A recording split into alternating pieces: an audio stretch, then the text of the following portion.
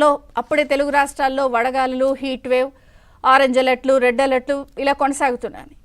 ఇక తెలంగాణలో అయితే చాలా జిల్లాల్లో ఇప్పటికే వాతావరణ శాఖ ఆరెంజ్ అలర్ట్ ఇచ్చింది. కానీ ఈ వడగాల్పులు, ఈ హీట్ వేవ్, ఈ వేడి, ఈ వాతావరణంలో వచ్చే పీక్స్ కన్నా కూడా తెలంగాణ రాజకీయం అంతకు మించిన హీట్ వేవ్, అంతకు మించినటువంటి వడగాల్పుల్ని శాసనసభ వేదికగా కురిపిస్తోంది.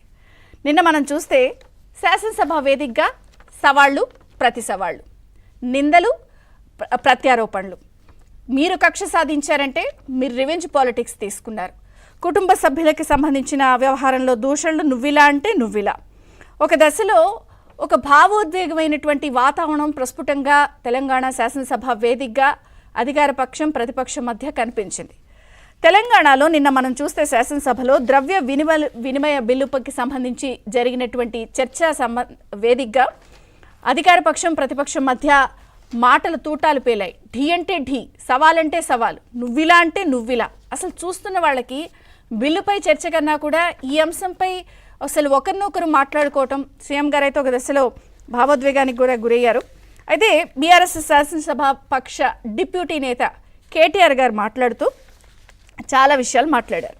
భార్య పిల్లల్ని మాట్లాడారు. కుటుంబాలు మీకేనా ఉన్నాయి, వేరే వాళ్ళకి లేవా, మా ఇంట్లో పిల్లలపై బూతులు మాట్లాడించారు, లేని రంకు అంటగట్టారు, ఇప్పుడు నీతులు మాట్లాడుతున్నారా, మీకు ఇవన్నీ గుర్తు రాలేదా, సీఎంకి అసలు ఇంత అసహనం ఎందుకు, ఆవేశం నిస్పృహ ఎందుకు, అసలు మీకు అర్థం కావటం లేదు, ఆయనలో ఒక అపరిచితుడు దాగున్నాడు, ప్రతీకారంతో మీకే నష్టం, తెలంగాణ జాతిపిత ముమ్మాటికి కేసీఆరే, మీరు బూతుపిత, ప్రజలు మిమ్మల్ని గోల్డెన్ అనుకుని ఎన్నుకుంటే రోల్డ్ గోల్డ్ అని తేలింది, అసలు ఇక తారాస్థాయికి వెళ్ళిపోయినాయి. బౌండరీలు, బౌన్సర్లు, సిక్సర్లు, ఇటు నుంచి యార్కర్ వచ్చే లోపల అటు నుంచి బౌండరీ పడుతోంది, ఇటు నుంచి సిక్స్ వచ్చే లోపల అటు హిట్ వికెట్ పడుతోంది. ఇట్లా అసలు మాటకి మాట, సవాలుకి సవాలు, మీరిలా అంటే మీరిలా.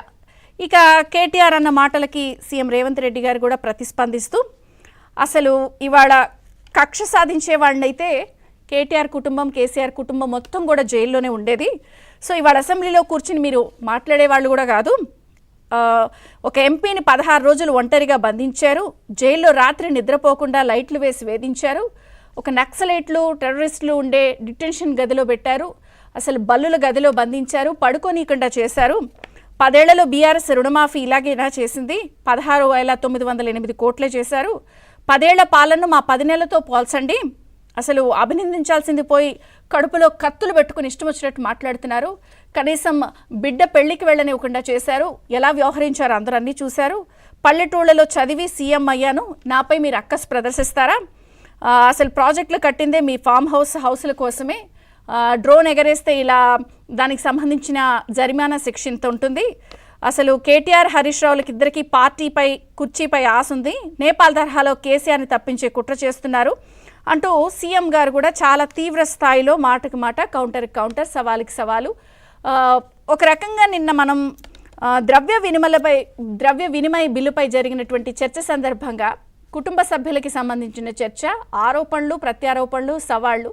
అసలు ఏంటి తెలంగాణలో నిజంగా రివెంజ్ పాలిటిక్స్ కొనసాగుతోందా, ముఖ్యమంత్రి గారి భావోద్వేగం ఏంటి, కేటీఆర్ గారు మాట్లాడినటువంటి మాటలను ఎలా చూడాలి, అసలు నిజంగా ఇటువంటి పరిస్థితులు జైళ్లలో ఉంటాయా, అసలు ఏం జరుగుతోంది, ఇది కేవలం ఒక రివెంజ్ పాలిటిక్సా?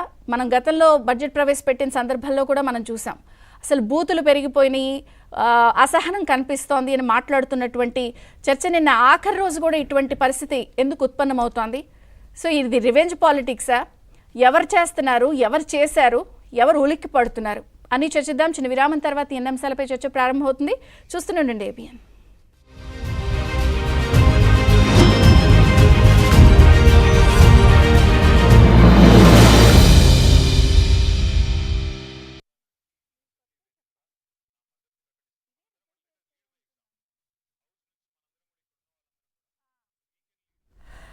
రచన మ్యామ్, హలో, స్వాగతం.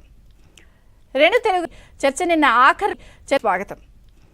రెండు తెలుగు రాష్ట్రాల్లో ఎండలు మండిపోతున్నాయి. అసలు ఇంకా ఇది మార్చ్ ఎండింగే, ఏప్రిల్, మే కూడా రాలేదు. సో పీక్స్ ఉండే సమ్మర్ సీజన్లో అప్పుడే తెలుగు రాష్ట్రాల్లో వడగాలులు, హీట్ వేవ్, ఆరెంజ్ అలర్ట్లు, రెడ్ అలర్ట్లు ఇలా కొనసాగుతున్నాయి. ఇక తెలంగాణలో అయితే చాలా జిల్లాల్లో ఇప్పటికే వాతావరణ శాఖ ఆరెంజ్ అలర్ట్ ఇచ్చింది.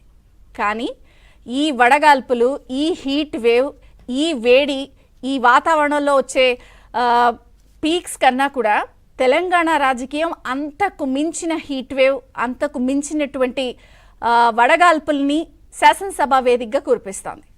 నిన్న మనం చూస్తే శాసనసభ వేదికగా సవాళ్ళు, ప్రతి సవాళ్ళు, నిందలు, ప్రత్యారోపణలు. మీరు కక్ష సాధించారంటే మీరు రివెంజ్ పాలిటిక్స్ తీసుకున్నారు. కుటుంబ సభ్యులకి సంబంధించిన వ్యవహారంలో దూషణలు, నువ్విలా అంటే నువ్విలా. ఒక దశలో ఒక భావోద్వేగమైనటువంటి వాతావరణం ప్రస్ఫుటంగా తెలంగాణ శాసనసభ వేదికగా అధికార పక్షం, ప్రతిపక్షం మధ్య కనిపించింది. తెలంగాణలో నిన్న మనం చూస్తే శాసనసభలో ద్రవ్య వినిమయ బిల్లుకి సంబంధించి జరిగినటువంటి చర్చా వేదికగా అధికార పక్షం, ప్రతిపక్షం మధ్య మాటల తూటాలు పేలాయి. ఢీ అంటే ఢీ, సవాలంటే సవాలు, నువ్విలా అంటే నువ్విలా. అసలు చూస్తున్న వాళ్ళకి బిల్లుపై చర్చ కన్నా కూడా ఈ అంశంపై అసలు ఒకరినొకరు మాట్లాడుకోవటం, సీఎం గారు అయితే ఒక దశలో భావోద్వేగానికి కూడా గురయ్యారు. అయితే బీఆర్ఎస్ శాసనసభ పక్ష డిప్యూటీ నేత కేటీఆర్ గారు మాట్లాడుతూ చాలా విషయాలు మాట్లాడారు. భార్య పిల్లల్ని మాట్లాడారు, కుటుంబాలు మీకేనా ఉన్నాయి, వేరే వాళ్ళకి లేవా, మా ఇంట్లో పిల్లలపై బూతులు మాట్లాడించారు, లేని రంకు అంటగట్టారు, ఇప్పుడు నీతులు మాట్లాడుతున్నారా, మీకు ఇవన్నీ గుర్తు రాలేదా, సీఎంకి అసలు ఇంత అసహనం ఎందుకు, ఆవేశం, నిస్పృహ ఎందుకు, అసలు మీకు అర్థం కావటం లేదు, ఆయనలో ఒక అపరిచితుడు దాగున్నాడు, ప్రతీకారంతో మీకే నష్టం, తెలంగాణ జాతిపిత ముమ్మాటికి కేసీఆరే, మీరు బూతుపిత, ప్రజలు మిమ్మల్ని గోల్డెన్ అనుకుని ఎన్నుకుంటే రోల్డ్ గోల్డ్ అని తేలింది, అసలు ఇక తారాస్థాయికి వెళ్ళిపోయినాయి. బౌండరీలు, బౌన్సర్లు, సిక్సర్లు, ఇటు నుంచి యార్కర్ వచ్చే లోపల అటు నుంచి బౌండరీ పడుతోంది, ఇటు నుంచి సిక్స్ వచ్చే లోపల అటు హిట్ వికెట్ పడుతోంది. ఇట్లా అసలు మాటకి మాట, సవాలుకి సవాలు, మీరిలా అంటే మీరిలా. ఇక కేటీఆర్ అన్న మాటలకి సీఎం రేవంత్ రెడ్డి గారు కూడా ప్రతిస్పందిస్తూ అసలు ఇవాళ కక్ష సాధించే వాళ్ళైతే కేటీఆర్ కుటుంబం, కేసీఆర్ కుటుంబం మొత్తం కూడా జైల్లోనే ఉండేది.